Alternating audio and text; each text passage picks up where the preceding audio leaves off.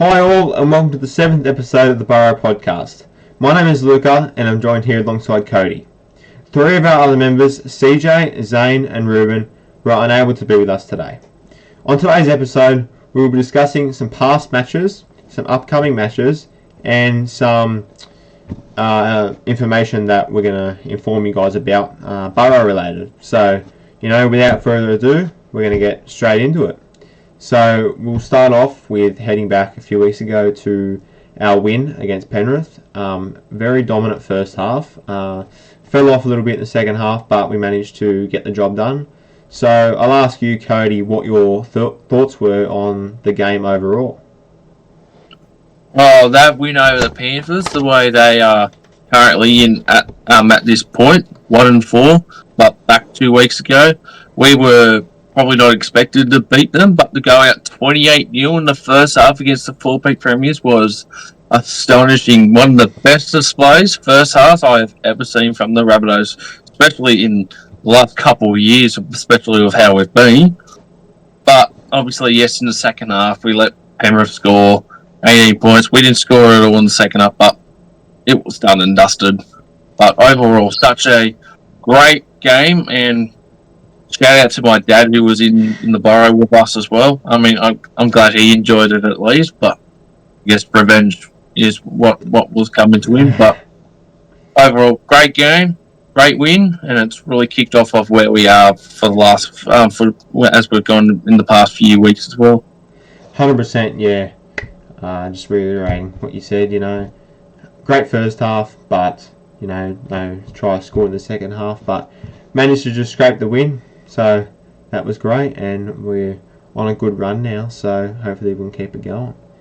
Win's a win, doesn't matter how we did it. That's it. Bit, the points differential, but that's okay. Here's what it is. Like you said, a win's a win. But, Cody, what was your player of the match based on that game? Who do you think was the standout player? Oh, jeez. Go back to 2 weeks. I reckon give it a Keon, because he scoring the opening try and getting a double as well. I mean, AJ was excellent. He's only for 40 minutes because unfortunately suffered a rib injury or thought it was a shoulder injury, but luckily it wasn't. But Keon and Jai Gray I reckon, are my players of the match back against the Panthers, in my opinion. Yeah, I'll have to agree with you on that one there. I think definitely Jai Gray deserves a shout. He's leading the Dally M leaderboard. Like, that's unbelievable. It's he played quite a bit of first grade last year, but it's great to have him on our side, and I think he was my player of the match for that game. Yep, fair call. Yeah, and we go to last week now. Our game against the Roosters, the good old derby rivalry. The derby game. Absolutely. What a game! What a game indeed.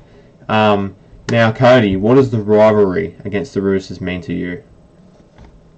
Well, ever since I've been supporting this great long club, these two clubs hate each other. They've been around since 1908. They have fought in so many finals battles, grand finals, and winning each other's premierships. Not really neck and neck these days, but back then it was. And in my family as well. If you follow the Rabbitohs, you gotta hate the Roosters, and been to so many Roosters Rabbitohs games over the years, and no other better clash I look forward to than the Rabbitohs Roosters over the years. So, and it's also the biggest rivalry in the whole NRL. You gotta hate the Roosters. You gotta always at least attend each game and support the rivalry no matter what. That's it. Yeah, we, as Rabbitohs supporters, we absolutely hate the Roosters. So amazing rivalry, best rivalry in the league, and it was certainly great to get the win over them that day. It's been a while, I think, since 2022. I think the Sin Bin Sunday, was it? Yep, 4 games. Yeah. Elimination final where we won 30-14. 7 Sin Bins in that one, and yes, it took us 5 games to finally beat them, but we'll take it, even though people may claim that a certain correspondent action will forward, but I don't believe that Zaga anymore. Get over it. That's what I'll say. But Cody, what were your general thoughts on the match? You know, we had our little bit of an injury crisis with 3 hamstrings, Ravalawa, Cody Walker, and Humphries. Definitely some big losses there. But you know, what were your general thoughts on the match overall, including that injury crisis? As each Rabbitohs Roosters clash it was such a good game. I mean, like, obviously losing Jamie for in the 7th or 8th minute was a really major blow. I didn't know Walker went off at all until the very end of the game. I think he didn't play for the second half. And Michaela, unfortunately, a hamstring as well. 3 hamstrings in one game, which I've never seen that before. Yeah, it's interesting. But overall performance on the game, we came back. Roosters scored 2 tries, and they missed both of their goals in the second half, which that cost them the game as well. But obviously, we chanted, we fired up the Rabbitohs. We scored 2 amazing tries. Sullivan passed to Jai Gray to a try. Actually, in the vlog I did, and I actually said Mitchell, but I corrected that mistake while editing. And then obviously, Latrell passed to Isaiah Tass. Wasn't forward. No. Won us the game, and we were bloody loud. And oh boy, such an amazing atmosphere. And also, Mox had actually pulled me down onto the seat as well, which you were right next to me. That was very fun as well. The limbs were unbelievable. You know, you fell straight onto them and knocked the drum over. Oh, but it was all worth it in the end. You know, that's what I was going to get onto next. You know, the atmosphere in the Burrow, it was absolutely electric that night. And yeah, we had some new banners. I'm not sure if you guys saw them in the photos that were posted, but yeah, we had a couple new 2-stick banners. I think something that said, you know, "Forever in Our Shadow" and stuff like that. Yeah, they were definitely a nice addition to have in the Burrow. And yeah, so amazing game overall. Great to get a win, and yeah, keep the streak going. And now at that point, we were 4-1. Well, at this point, we are 4-1 still. Yes, and now we move on to Perth Saturday night against the Cowboys. Team list was released the other day. Plenty of changes as a result of the injuries that we've had. The elephant in the room, Latrell at 5'8". What do you make of that position change, Cody? Well, I thought might have probably gone with Lewis Dodd and Sullivan in the halves, or Jack Whiten and Sullivan. Unfortunately, Lewis Dodd is actually suspended from New South Wales Cup, which he did last week. But Latrell playing at 5'8" is a different story. I believe he's only played in the halves on one occasion for the Rabbitohs. So. Oh, maybe not. I have heard that he's played 5'8" once, but I don't know if it's for the Rabbitohs or not. I don't know. You might be right. I remember in the 2023 Good Friday clash against the Dogs, we were Latrell did. That was his 150th game, I think, as well, and he did come into the halves. I think one of our halves did go down. I think it was Ilias. I think. Okay. Yeah, I thought you meant like starting the game as a half. No, I don't think he has started at 5'8" or halfback in an NRL game before. Or maybe when he's at the Roosters, but never for the Rabbitohs. No, this is shaping up to be very exciting. I'm very keen to see how Latrell will go at 5'8", and he's damaging in the centres as we saw last week, but he could probably step it up a bit and become even more of a threat coming into Saturday. That's it, yeah. It'd be very, very interesting to see how he goes. You know, like you said, I did expect combination of Dodd and Sullivan, but with Dodd out, you know, it's fair enough. You know, it's not going to hurt to give him a go at 5'8", so it'd be interesting to see how he goes. And I would have. Oh, sorry. No, you're right. I would have honestly gone with Jack Whiten and then left Latrell back in the centres, but either way would have been fine. Yeah, well, if it turns out it doesn't go to plan, you know, they've always got that option to swap them halfway through the game. So I guess it's up to Wayne. Wayne knows what he's doing, so let the master do his magic. Yep. You never question Wayne. That's how we win a game. Well, that's how Wayne wins a game. That's it. Now, Cody, are you making the trip up to Perth?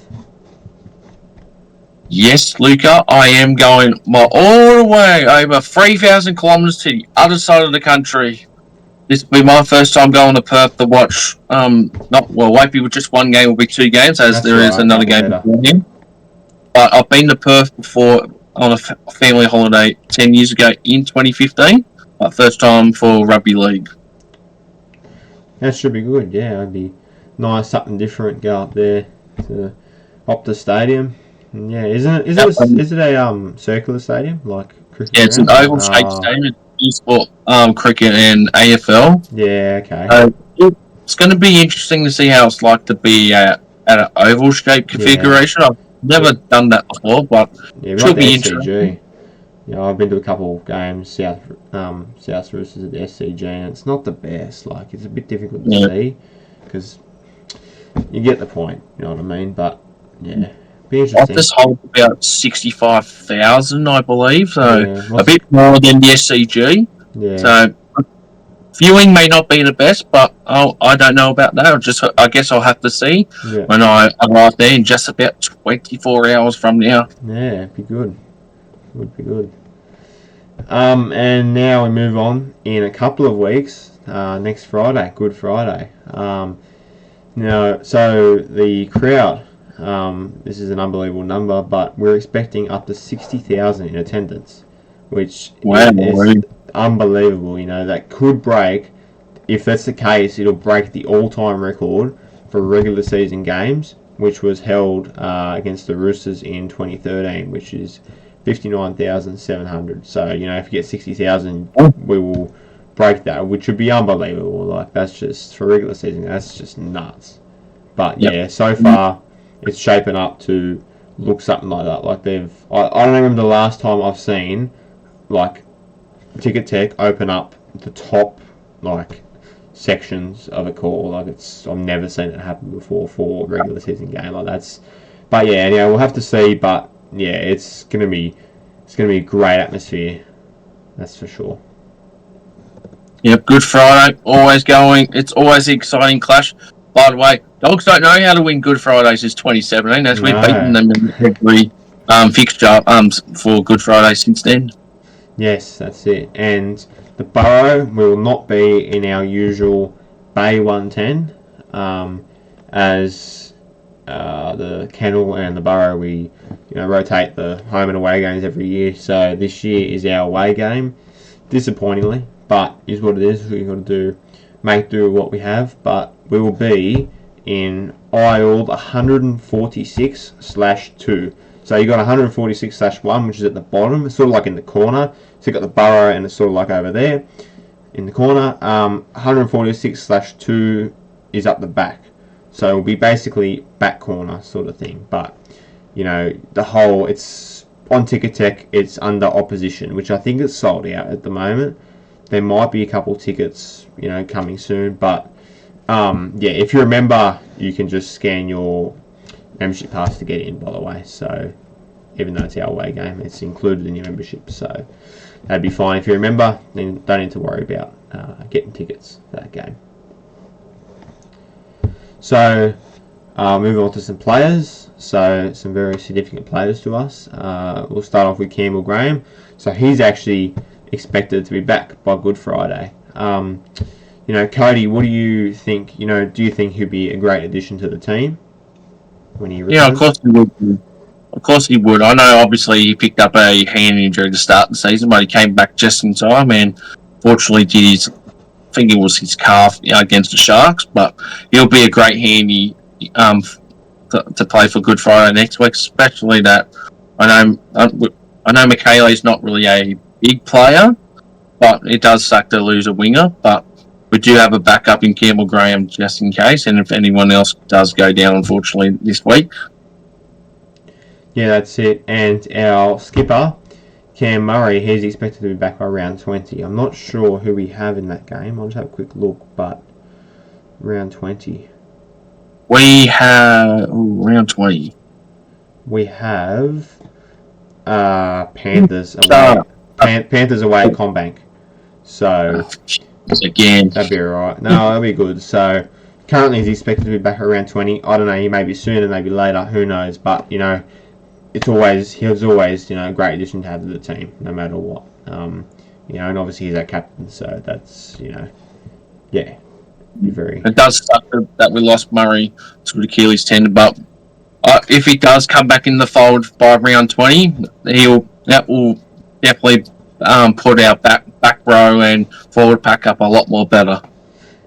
100%, yes. Yes, he plays a big role on our side. And on our Facebook and other social medias, you guys probably would have seen an interview from someone named Shannon Donato. He was a Rabbitohs junior and played 19 matches for the Rabbitohs over the course of 3 seasons. One of our guys from the Burrow had the chance to interview him the other week after the game against the Roosters. So if you guys haven't checked that out yet, it's definitely worth checking out. It's an amazing interview. And yeah, he said some great stuff about the team, about the game and all that. So yeah, like I said, if you guys haven't checked it out, go ahead and check it out. I will chuck a link in the bio on either YouTube or Spotify, whatever you guys are watching or listening on, so you can go watch it in a quick and easy way. And we also still have some scarves still available. They will be on sale again on Good Friday. So you got the Burrow on the front. You got marching to 22 on the other side. 22 coming. Yes, hopefully. Fingers crossed in the next couple of years. It would be very good. And we still have them for sale, $30 each. If you would like them and you're at Good Friday, please come and ask. You can ask one of us or you can ask someone in the Burrow. I'm sure they'll know who he is, but Josh Kemp. So if you're interested, please ask for him and he'll have you sorted.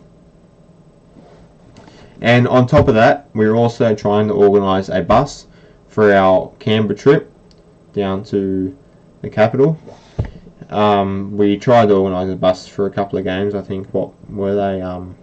Cody, that's it. And they didn't really go too successful. We didn't have quite the perfect amount of numbers. So hopefully we can get a good amount of numbers for this one. It's down to Canberra. Very handy to have. Obviously the meet-up place will be, not obviously, but the meet-up place will be at the juniors. Not sure what time exactly, but on the day.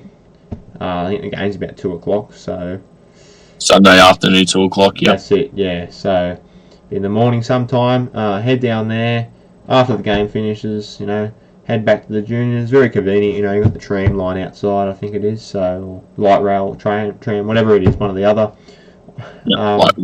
Yeah, that's it.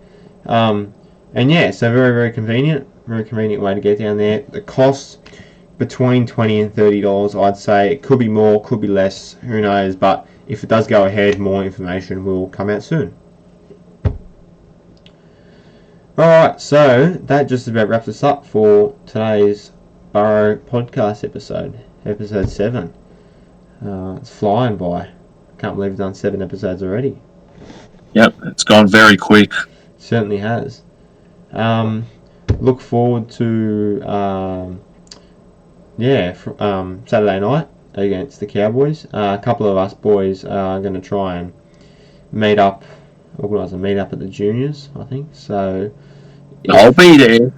Yeah, well, you'll be at the game. You won't be at the juniors. Yeah, that's what I meant. Sorry, I'll be at the game. We'll cheer on the boys from, with a lot of other South supporters in one group. It'd be great. Bring back the old days. Yes, that's it. And yeah, so if that goes, we'll obviously go ahead, but if we decide to do a big thing about it, more information will come out soon on all of our social media pages. Alright, well... I just want to add one more thing. You're right. So also with our injury problems, we also welcome back Alex Johnson playing his first game after suffering a rib injury back in the Panthers game, and Ewan Aiken will be making his Rabbitohs Rabbitohs Club debut in this game as well. So very great to see Ewan Aiken finally play, and he's playing in the centres alongside Jack Whiten. If you put him alongside Latrell or Jack Whiten, didn't matter. He's got the experience that he brings to the club, but he should have a banger out there on Saturday. That's it, yeah, definitely great addition to have to our team, both of those guys. And yeah, welcome you and Aiken. It'd be great to have you playing for us. And AJ try scoring record continues. Yes, how many more does he need now? He needs 18. Okay, could be doable this year. Could be very doable this year, hopefully. Be good. Be very good. Great to see him get it. Very well deserved. That's for sure. Alright, thank you guys very much for listening in. And don't forget to like and subscribe if you're watching on YouTube, or follow us on Spotify if you listen to us on Spotify. And yeah, go the Bunnies. Up the Bunnies!